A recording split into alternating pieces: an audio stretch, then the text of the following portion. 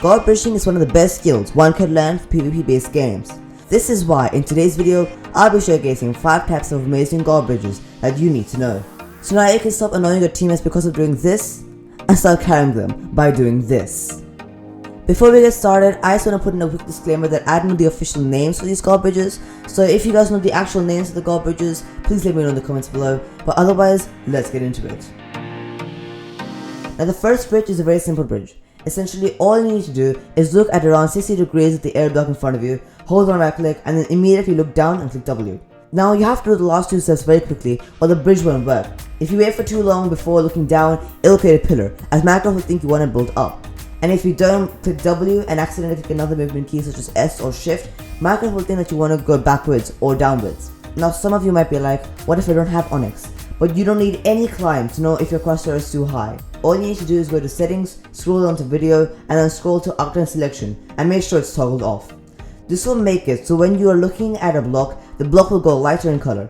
As you can see, when the crosshair is on the block is lighter than when the crosshair is off it. Using this, you can find the most suitable angle to start the bridge. You can start learning the angle of the crosshair by putting a block below the block you're standing on, aiming your crosshair on the center of the block, and then following the other steps. This bridge is very similar to the first one, but this one can be done in a couple of different ways. The first way you can start this off is by doing the steps from the first bridge. Start off the bridge by holding the right click and walking forward while looking down. Once the direction of the bridge has been set, walk back a bit and get your crosshair up to around 20 degrees. You would know this when the blocks stop placing as it is out of your reach. After that, lower your crosshair a little bit and then start sprinting. Stand 3 blocks away from the place you want to start bridging.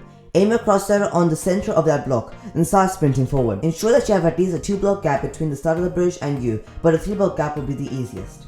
This bridge is very useful in mini-games like Bed Wars, where you always need to know your surroundings. This bridge will let you know what is in front of you, as well as give you lots of breathing room to do block clutches. For this bridge, you need to start at the same as the Hive bridge, but move your mouse vertically from 60 degrees to 30 degrees. Like the Hive bridge, you want to always make sure that you are placing blocks at least 2 blocks away from you, so this bridge will work effectively. You also need to make sure you're looking down at 30 degrees at the same speed you're looking up to 60. This is one of those harder ones to learn and perfect, but can help you a lot if you know how to do it. One benefit of this bridge for Bed Wars is that you can place a block on it before jumping onto the island. Although this can be done easier with the Hive bridge, this would stop the enemy from being able to go to your base with no blocks. Not very useful in 4s, but very useful in solos and duos.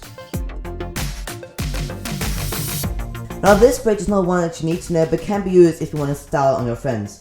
All you need to do is forward bridge while looking down, then go sideways, then backwards, sideways again, and finally back to a normal forward guard bridge. There is no practical use for this bridge, but man, you gotta admit, it looks cool. And now finally, my bridging method. The beauty of being an inventor is that you get to name your invention. I haven't seen anyone else doing this type of bridge, so if you have seen someone do it and have dated video evidence, I sadly would have to change the name. But till then, I'm calling this the Bite Bridge. Now the Bite Bridge is very useful to quickly gain high ground, instead of pillaring up or 1 second upwards. To do this bridge, you want to start by bridging like normal, then look up to around 30 degrees. While you're looking up, you want to click S to start slowing down and going backwards. This step is not necessary, but I find it much easier to reset your sprint by clicking S than to maintain it. Once you have blocks in front of you, let go of right click and make a new guard bridge. Repeat this process as high as you want and let me know if it helps. And there we go, 5 guard bridges that you need to know.